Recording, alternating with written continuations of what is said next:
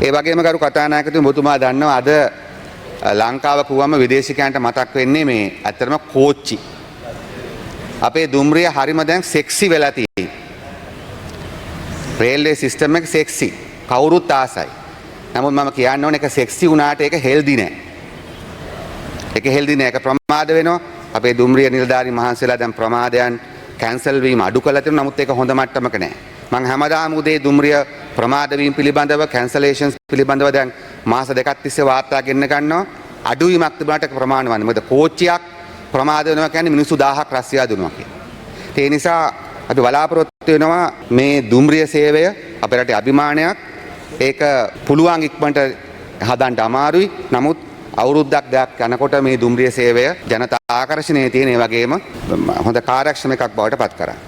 ඒ වගේම අපි දන්නවා දුම්රිය සේවය මගින් ගරු කතානායකතුමනි හොඳ දේවල් වගේම අඩුපාඩුකම් සිද්ධ වුණා. පසුගිය දවස්වල අලි ගණනාවක් මිය ගියා. අපි හිතනවා ඒක පැහැදිලිවම දුම්රිය අපේ මාර්ගවල අපේ අඩුපාඩුවක් කියලා. ඒ නිසා ඒ සම්බන්ධව මේ සභාවෙත් අපි වාද විවාද කළා. ඒ සම්බන්ධව අපි ක්‍රියාමාර්ග සාකස් කරලා පටන් අරන් තිබෙනවා. ඒ සම්බන්ධව ගත්තු ක්‍රියාමාර්ග මම හිතනවා මට වඩා අපේ නියෝජ්‍ය ඇමතුමා පැහැදිලි කරයි. සමහරට එතුමා ඒ ක්‍රියාමාර්ග පිටන ඉදිරිපත් කරાવી කියලා මම විශ්වාස කරනවා. ඒ වගේම තමයි ඔබතුමා දන්නවා දුම්රිය සේවය තුළ අපි යම් යම් ප්‍රතිසංස්කරණ පටන් අරන් තියෙනවා මිනිස්සුන්ට. මොකද ඒක විශාල ඉන්වෙස්ට්මන්ට් එකක් අවශ්‍ය දෙයක්. බිලියන ගාණක ඉන්වෙස්ට්මන්ට් එකක් අවශ්‍යයි. ඒක කරන්න තරම් මුදල් යම් ප්‍රමාණයක් අපිට ලැබිලා තිබෙනවා. නමුත් කෝච්චි එන්ජින් මිල දී ගැනීම ගත්තොත් කරු කතානායකතුමනි සාමාන්‍යයෙන් දැන් ගන්න කෝච්චි එකක් ගත්තොත් මගේ දැනීම හැටියට බිලියන 1.5ක් විතර වෙනවා.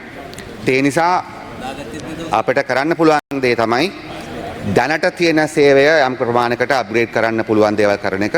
අපිට දුම්රිය සේවයේ එකේ තියෙන ප්‍රධානම දේ දිනු කරන්න අපිට අවුරුද්දක් දෙකක් යයි. අපි සමාජ 3-4ක් යයි. නමුත් අපි බලාපොරොත්තු වෙන කරු කතානායකතුමනි ජනතාවට කරන්න පුළුවන් නව වේකාගාර හදන්න. අපි ඉදිරි කාලය තුළදී මාස කිහිපය තුළදී සියලුම ප්‍රධාන දුම්රිය ස්ථානවල කාන්තා වේකාගාර ලොකල් සිස්ටම්ස් ඔක්කොම අපි හදනවා. ඒ වගේම ඔන්ලයින් බුකින් සිස්ටම් එක වංචා කරලා තිබුණා. අපි ඒක නතර කළා CID එකෙන් සහ පොලිසිය උදව්වෙන්. අත්අඩංගුවට ගත්තා. තව කරොත් අනිවාර්යෙන් ඒව කරනවා. ඒ වගේම අපි බලාපොරොත්තු වෙනවා ඔන්ලයින් බුකින් සිස්ටම් එක ඉස්සරහට හොඳින්ම ගේන්න. ඒ වගේම දුම්රිය 2% දැන් කාගෝ ගේන්නේ. දුම්රිය මේන් බිස්නස් එක. ඒක අපි රේල්වේ වලින් බලාපොරොත්තු වෙනවා කාගෝ බිස්නස් එක දියුණු කරන්න. ඒ වගේම කරු කතානායකතුමා අපි සතුටු වෙනවා සහ ජනාධිපතිතුමා ස්තුතිවන්ත වෙනවා.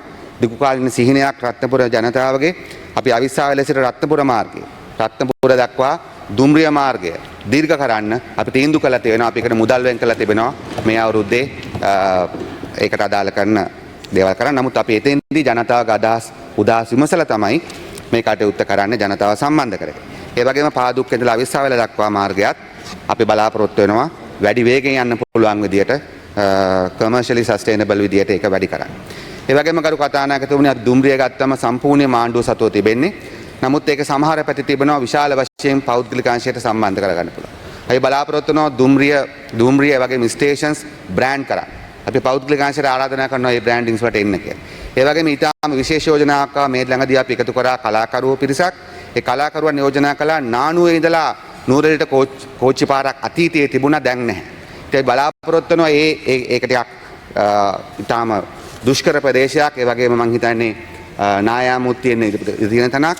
නිසා පොදු මගී ප්‍රවාහනට නෙමෙයි නානුවේ ඉඳලා නුවරඑළිය දක්වා තිබිච්ච දුම්රිය මාර්ගය අලුත් වැඩියා කරන්න පුළුවන්ද කියලා ශක්්‍යතාධ්‍යයනයක් කරලා අන්න ඒ සඳහා විශේෂයෙන්ම බලාපොරොත්තු වෙනවා සංචාරක සමාගම් වලට පුද්ගලික සමාගම් වලට කැඳවන්න නානුවේ ඉඳලා නුවරඑළිය දක්වා අර කමර්ෂල් ට්‍රේන් එකක් නෙමෙයි ටුවරිස්ට්ලට සඳහා පමණක් කිලෝමීටර් 8ක් වගේ තිබෙන්නේ. එහෙම දෙයක් කරන්න කැමති අයට අපි ඉදිරියට බලාපොරොත්තු වෙනවා ආරාධනා කරා. දුම්රිය සේවයේ ගොඩාක් තනතුරු තිබෙනවා. ඒවයි කිසිම කාන්තාවක් වැඩ කරන්නේ නැති ක්ෂේත්‍ර තිබෙනවා. බස්වලත් එහෙමයි. ලංගමෙත් එහෙමයි. අපි හෙටට දෙන කාන්තා දින නිමිත්තෙන් අපි ආමාත්‍යාංශය අපි ඇමතුරු 3 දෙනාම අපි තීන්දුව කළා තිබෙනවා. අපේ ලංගම ඒ වගේම දුම්රිය සේවය මේ හැම එකටම කාන්තාවන් බඳව ගැනීමට දා කරන ප්‍රතිපත්ති මේ අපි තීන්දුව අරන් තිබෙනවා. ඒ බලාපොරොත්තු ඉස්සරහට තාම කාර්යක්ෂම වැඩ කරන බස් රථ රීදුරුවරියන් දුම්රිය පයිලට්ලා ගාඩ්ස්ලා ඒ වගේ අය අපිට තව අවුරුද්දක් යනකොට දකින්න හම්බ වෙයි කියලා ඉතින් සිහිනයක් තියෙනවා ස්කූල් බස් සර්විස් එක වැඩිපුර කාන්තාවන්ට බාර දෙන්න. ඉතින් බලමු අපි මේ වගේ සිහිනයක තමයි ජීවත් වෙන්නේ.